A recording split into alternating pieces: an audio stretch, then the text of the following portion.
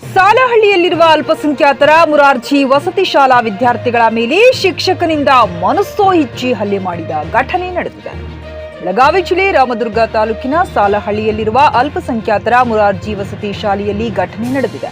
ಸಾಲಹಳ್ಳಿಯಲ್ಲಿರುವ ಅಲ್ಪಸಂಖ್ಯಾತರ ಮುರಾರ್ಜಿ ವಸತಿ ಶಾಲೆಯ ಶಿಕ್ಷಕನಿಂದ ಮಕ್ಕಳ ಮೇಲೆ ದೌರ್ಜನ್ಯ ನಡೆದಿದೆ ಎಂಬ ಆರೋಪ ಕೇಳಿಬಂದಿದೆ. ವಸತಿ ಶಾಲೆಯಲ್ಲಿ ಕ್ಷುಲ್ಲಕ ಕಾರಣಕ್ಕಾಗಿ 12ಕ್ಕೂ ಹೆಚ್ಚು ಮಕ್ಕಳ ಮೇಲೆ ಮನಸ್ಸು ಇಚ್ಚಿ ಹಲ್ಲೆ ಮಾಡಲಾಗಿದೆ. ಮುರಾರ್ಜಿ ದೇಸಾಯಿ ವಸತಿ ಶಾಲೆಯ ಹಿಂದಿ ಬೋಧಿಸುವ ಸಹ ಶಿಕ್ಷಕ ನಿಂಗನಗೌಡರು ಹೊಸಗೌಡರು ಅವರ ಹಲ್ಲೆ ಮಾಡಿದ್ದಾರೆ ಎಂಬ ಆರೋಪ ವ್ಯಕ್ತವಾಗಿದೆ. ಶಿಕ್ಷಕ ಹಲ್ಲೆ ಮಾಡಿರುವ ಕುರಿತು ಅಳಲು ತೋಡಿಕೊಂಡ ವಿದ್ಯಾರ್ಥಿಗಳು, ನಾವು ತರಗತಿಯಿಂದ ಹೊರಗೆ ಬಂದಾಗ ಹಿಂದಿ ಮೇಷ್ಟ್ರು ತರಗತಿಗೆ ಬಂದರು. ಈ ವೇಳೆ ನಾವು ಒಳಗೆ ಹೋಗಿ ಓದುತ್ತಾ ಕುಳಿತರು. ಸುಮ್ಮನಿರದೆ ಕೋಲು ತೆಗೆದುಕೊಂಡು ಕೈ, ಕಾಲು, ತಲೆ, ಬೆನ್ನು, ತೊಡೆ ಭಾಗ ಸೇರಿದಂತೆ ವಿವಿಧೆಡೆ ಗಾಯಗಳಾಗುವಂತೆ ತೀವ್ರವಾಗಿ ಥಳಿಸಿದ್ದಾರೆ ಎಂದು ಮಕ್ಕಳು ಗಾಯಗಳನ್ನ ತೋರಿಸಿ ಅಳಲು ತೋಡಿಕೊಂಡಿದ್ದಾರೆ. ಇನ್ನು ಮಕ್ಕಳ ಮೇಲೆ ಹಲ್ಲೆ ಮಾಡಿದ ಶಿಕ್ಷಕನ ವಿರುದ್ಧ ಕ್ರಮಕ್ಕೆ ಆಗ್ರಹಿಸಿ 12 ಮಕ್ಕಳ ಪೋಷಕರು ಮೇಲಧಿಕಾರಿಗಳಿಗೆ ದೂರು ನೀಡಿದ್ದಾರೆ. ಬೆಳಗಾವಿ ಜಿಲ್ಲಾಧಿಕಾರಿಗಳಿಗೆ ದೂರು ನೀಡಿದ ಪೋಷಕರು ಹಾಗೂ ವಿದ್ಯಾರ್ಥಿಗಳು ಇನ್ನು ಘಟನೆ ನಡೆದ ಬೆನ್ನಲ್ಲಿಯೇ ಶಿಕ್ಷಕ ಯಾವುದೇ ಪ್ರತಿಕ್ರಿಯೆ ನೀಡದೆ ಸುಮ್ಮನಾಗಿದ್ದಾನೆ. ಜೊತೆಗೆ ಮಕ್ಕಳು ಈ ಶಿಕ್ಷಕರು ಹಾಸ್ಟೆಲ್ನಲ್ಲಿ ಪುನಃ ಥಳಿಸುವ ಸಾಧ್ಯತೆ ಇದ್ದು ರಕ್ಷಣೆ ನೀಡುವಂತೆಯೂ ಮನವಿ ಮಾಡಿದ್ದಾರೆ. ಈ ಶಾಲೆಗೆ ಬೆಳಗಾವಿ ಅಲ್ಪಸಂಖ್ಯಾತರ ಮುರಾರ್ಜಿ ದೇಸಾಯಿ ಶಾಲೆ ಜಿಲ್ಲಾಧಿಕಾರಿಯಾದ ಆದಿಲ್ ರಶೀದ್ ಮೀರಜ್ನವರು ಭೇಟಿ ನೀಡಿದ್ದಾರೆ. MD Sahil Bairakdar, check news Kannada, Ramdurg. ಇದು ನಮ್ಮ ಗಮನಕ್ಕೆ ಬಂದಿದೆ. ಈ ಹಿಂದೆ ಘಟನೆ ಆಗಿತ್ತು. ಈ ಹಿಂದೆ ಘಟನೆ ಆದಾಗ ಅವಾಗ ಇಲ್ಲಿ ಪ್ರಿನ್ಸಿಪಾಲ್ನ ಸಸ್ಪೆಂಡ್ ಆದರು, ಇಲ್ಲಿ ವಾರ್ಡನ್ನ ಸಸ್ಪೆಂಡ್ ಮಾಡಿಸಿದ್ವಿ. ಇಬ್ಬರು ಸಸ್ಪೆಂಡ್ ಮಾಡಿದ್ವಿ. ಈಗ ನಾವು ಏನು ಮಾಡಿದ್ವಿ, ಅದ್ರ ಜೊತೆಗೆ ಇಲ್ಲಿ ಒಬ್ಬ ಎಕ್ಸ್ಟ್ರಾ ಬೇರೆ ವಾರ್ಡನ್ ಹಾಕಿದ್ವಿ. ಇಲ್ಲಿ ಸಲೀಂ ತಹಸೀಲ್ದಾರ್ ಅಂತೇಳಿ ಎಕ್ಸ್ಪೀರಿಯನ್ಸ್ ಆ್ಯಂಡ್ ಆ ವಾರ್ಡನ್ ಒಳ್ಳೆ ರೀತಿ ಕೆಲಸ ಮಾಡ್ತಾ ಇದ್ದಾರೆ. ಪ್ರಿನ್ಸಿಪಾಲ್ನು ಕೂಡ ನಮ್ಮ ಇಲಾಖೆಯಿಂದ ಬೇರೆದವ್ರನ್ನ ಟ್ರಾನ್ಸ್ಫರ್ ಮಾಡಿ ಹಾಕಿದ್ದಾರೆ, ಬಾರಿಕೆ ಅಂತ ಹೇಳಿ. ಅವ್ರು ರೆಗ್ಯುಲರ್ ಪ್ರಿನ್ಸಿಪಾಲ್ ಬಂದಿದ್ದಾರೆ. ಆದರೆ ನಿನ್ನೆ ನಮಗೆ ಇದು ಬೆಳಿಗ್ಗೆ ಗಮನಕ್ಕೆ ಬಂದಿವರು ಪಾಟೀಲ್ ಅಂತ ಹೊಸಗೌಡರು, ಹಿಂದಿ ಹೊಸಗೌಡರು ಶಿಕ್ಷಕರು ವಿದ್ಯಾರ್ಥಿಗಳನ್ನು ಬಡಿದಾರ ಅಂತ ಹೇಳಿ ಬಂದ ತಕ್ಷಣ ಬಂದು ಇಲ್ಲಿ ವಿಚಾರ ಮಾಡಿದಾಗ ವಿದ್ಯಾರ್ಥಿಗಳನ್ನು ಹೊಡೆದಿದ್ದಂತೆ ಸತ್ಯ ಇದೆ. ಅವರು ಆದರೆ ನಮ್ಮ RT right to education act ಪ್ರಕಾರ ಮಕ್ಕಳನ್ನ ಬಿಡೋದು ತಪ್ಪು, ಅಪರಾಧ ಈಗಿನ ಕಾಲದಾಗ. ಇವ್ರನ್ನ ಬಂದು ಕೇಳಿದಾಗ ಅವರು ತಮ್ಮ ತಪ್ಪನ್ನು ಒಪ್ಕೊಂಡ್ರು. ಅವರು ಆದರೆ ಮಕ್ಕಳನ್ನವರು ಭಾಳ ಒಂದು ಹೀನಾಯ ಸ್ಥಿತಿಯಲ್ಲಿ ಬಡಿದಿದ್ದಾರೆ. ಬಡಿ ಯೂಸ್ ಮಾಡಿ ಮಕ್ಕಳಿಗೆ ಅಲ್ಲಿ ಬ್ಲಡ್ ಗಟ್ಟಿಗಿದೆ, ಒಂದಷ್ಟು ಕಡೆ ಸ್ಕ್ರ್ಯಾಚಸ್ ಆಗಿದಾವೆ ಮಕ್ಕಳಿಗೆ. ಸಣ್ಣ ಮಕ್ಕಳು ಅವ್ರಿಗೆ ಗೊತ್ತಾಗಲ್ಲ, 6th to 7th ಮಕ್ಕಳು ವಿಶೇಷವಾಗಿ ಎಲ್ಲರೂ.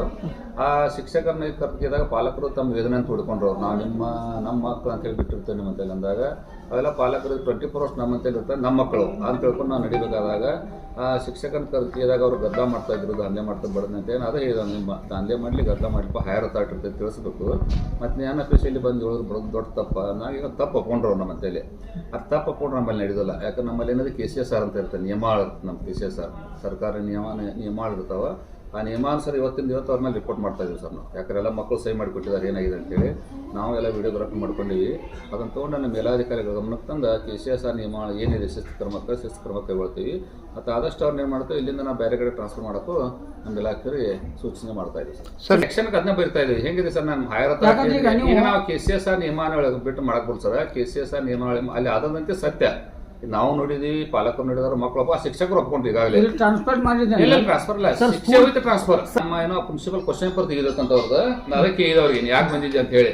ಈಗ ಯಾಕೆ ಬಂದಿತ್ತು 7:30 ಅಂದಾಗ ನಾನು MOD ಅಂತ ಹಾಕಿರ್ತೀವಿ ಸರ್. ನಾವು MOD ಅಂತ ಪ್ರತಿ ದಿವಸ ಅವ್ರ ಶಿಕ್ಷಕರು ವಿದ್ಯಾರ್ಥಿಗಳು ಎಕ್ಸ್ಟ್ರಾ ಕ್ಲಾಸ್ ತಗೋತಾರೆ ಸಾಯಂಕಾಲ ಅವಧಿಯಲ್ಲಿ. ನೀನು ಅವ್ರದ್ದು MOD ಇತ್ತಂತ ಎಕ್ಸ್ಟ್ರಾ ಕ್ಲಾಸ್ ತೊಗೊಳೋದು ಬಂದು ನಾನು ಕ್ವಶನ್ ಪೇಪರ್ ತೆಗಿತಾ ಇದ್ದೆ. ಇವಾಗ ನನಗೆ ಡಿಸ್ಟರ್ಬ್ ಮಾಡಿದ್ರು ಮಕ್ಕಳು. ಅದಕ್ಕೆ ಬಂದೆ ಮಕ್ಕಳು ಮಾತ್ರ ಡಿಸ್ಟರ್ಬ್ ಮಾಡೋರು, ಮಕ್ಕಳು ಗದ್ದಲ ಹಾಕೋರ್ನ. ನಾವು ಮಕ್ಕಳ ವಯಸ್ಸನ್ನು ದಾಟಿ ಬಂದಿದ್ದೇವೆ, ಡೈರೆಕ್ಟ್ ಬೆಳೆದಿಲ್ಲ ಅಂತ ಹೇಳಿದಾಗ ಅವ್ನು ತಪ್ಪು ಕಂಡು ಬಂದಿದೆ. ತಪ್ಪು ಒಪ್ಕೊಂಡು ಈಗಾಗಲೇ ತಪ್ಪು ಆತನ ಪೇರೆಂಟ್ಸ್ ಬಂದಿರ್ತದೆ. ಆರ ತಪ್ಪು ನಡೆಯೋದಿಲ್ಲ. ಯಾಕಂದರೆ ಮಕ್ಕಳ ಹಕ್ಕಿದೆ, ಮಕ್ಕಳ ಹಕ್ಕುಗಳ ಆಯೋಗನ ಆನ್ಸರ್ ಕೊಡಬೇಕಾಗತ್ತೆ.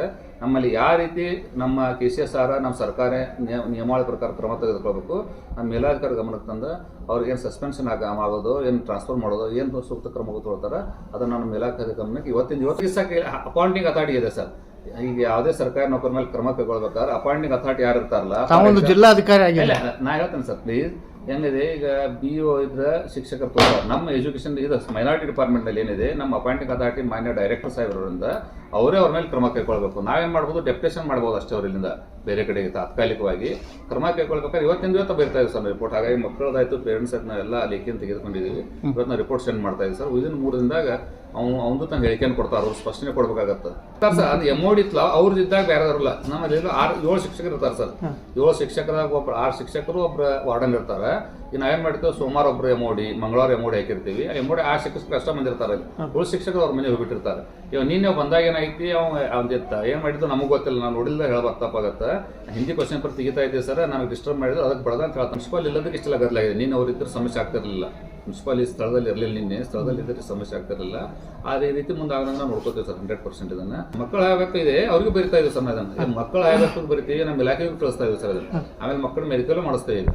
ಏನಿದೆ ನಮ್ಮ ನಿಯಮಾನುಸಾರ ನಿಯಮಾನುಸಾರ ಮಾಡಿ ನಿಯಮಾನುಸಾರ ಕ್ರಮ ತಪ್ಪು ಮಾಡಿದಾರೆ ಅಂತ ಈಗ ಶಿಕ್ಷಕರು ಮಾಡಿದಾಗ ನೋಡ್ಬೇಕಾಯ್ತು ನಮ್ಮ ಜವಾಬ್ದಾರಿ.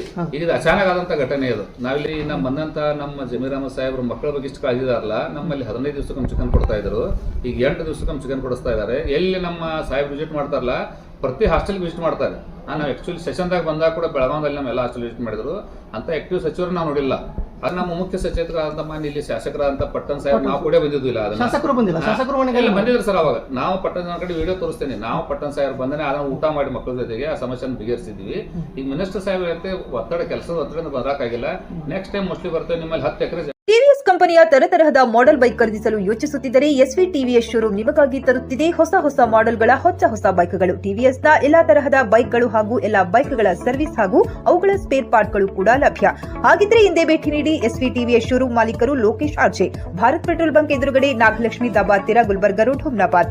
ನಿಮ್ಮ ಬೈಕ್ ಅನ್ನು ಕಾಯ್ದಿರಿಸಿಕೊಳ್ಳಲು ಹಿಂದೆ ಸಂಪರ್ಕಿಸಿ 8494951009 ಅಥವಾ 0848345932.